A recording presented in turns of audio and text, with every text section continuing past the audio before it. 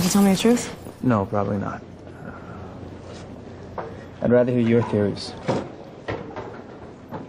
I have considered radioactive spiders and kryptonite. It's all superhero stuff, right? What if I'm not the hero? What if I'm the bad guy? You're not. I just recently moved from Portland, Oregon, so I want to know how you love the rainy weather up there in Oregon. I really loved Portland. I had a really good time in Portland. It's a cool town, but the weather is annoying. I try to explain to people, and that in the course of a day you can have 5 seasons, pretty much. I don't know how anybody got any filming done. No, I know. We had to jump around every 5 minutes. The weather changed. Yeah.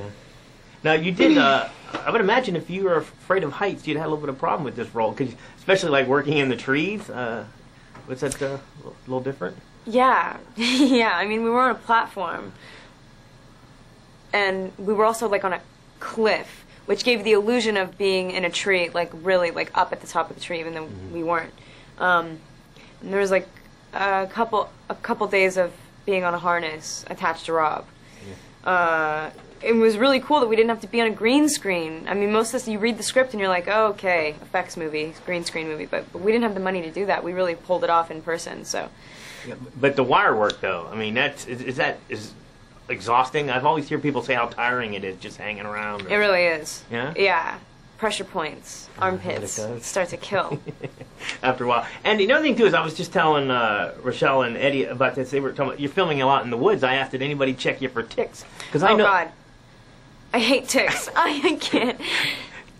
They were like, what? Ticks? I'm like, yeah, every time you take your dog in the woods in Portland, you got to check them because they always have ticks on it. And they didn't know, so somebody blindsided them with that, I would imagine.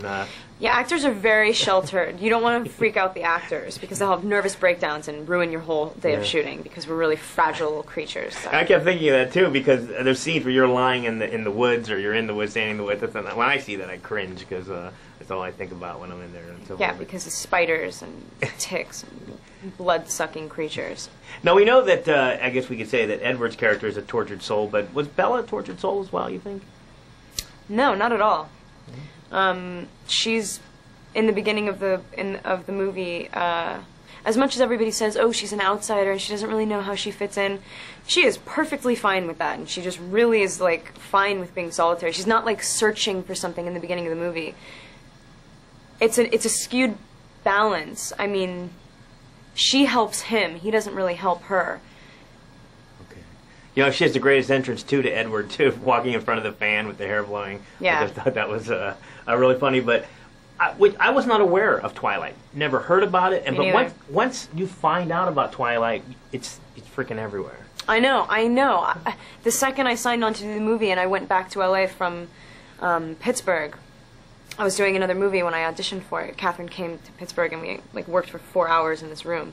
And then when I came back, I was like, oh, wow, it's really everywhere. Like, once you're aware of it, it just slaps you in the face everywhere you go. I imagine the fans are coming out of the woodworks, too, probably more than you care. Well, you just said Pittsburgh. I actually live in Pittsburgh now, and Aaron Pittsburgh as well. What were you doing in Pittsburgh? You moved from Portland to Pittsburgh. I've been stalking you. You have actually. been. Yeah, what are you but, doing? like, in a reverse way. Yeah, okay, you were doing that before. What's going on in Pittsburgh? A movie called Adventureland. Okay. Greg Mottola, who directed Superbad, it's his second movie. It's not like a broad comedy. It is funny at times, but it's really sweet. It's more of like a dramedy. And what time of the year were you there? Halloween. Oh, okay. Last year. That's not too bad. Chilly, but nice. Pittsburgh treat you well? Oh yeah. Pittsburgh was fun too. Pittsburgh was like real. Not a city, but just like a town, like living in an American town. It was kind of cool. I liked it. Now, once you find out, like I said, they're everywhere, did you read all through the books or anything? Because now I'm kind of interested in finding out more, but then there's a part of me that wants to kind of just wait for the movie. I mean, how similar are they? Yeah. They're sort of the same. It's funny, it's a 500-page book condensed into like an hour and a half or whatever the movie is.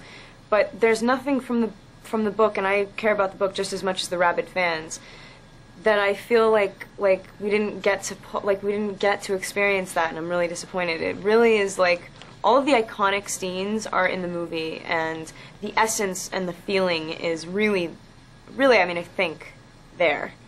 was the rehearsal for the kiss the slowest attempt of a kiss I think I've ever seen on screen. I know. Did you guys actually rehearse how slow that was going to be? Yeah, absolutely. That we had an entire day to do that scene. It probably took an entire day to film. Yeah, I know. 2 takes later, and it's like lunch. And then, yeah, that was one of the scarier scenes. I've been talking a lot. Scenes to shoot. It needed to be really specific because vampires don't exist, right? And so you don't know what it feels like to be around one, or to let alone have like that connection. So we wanted it to be really, really hard, and it was really stressful to get it right, to have like the responsiveness be really specific and like acute and noticeable. So I look forward to seeing the next one. Nice.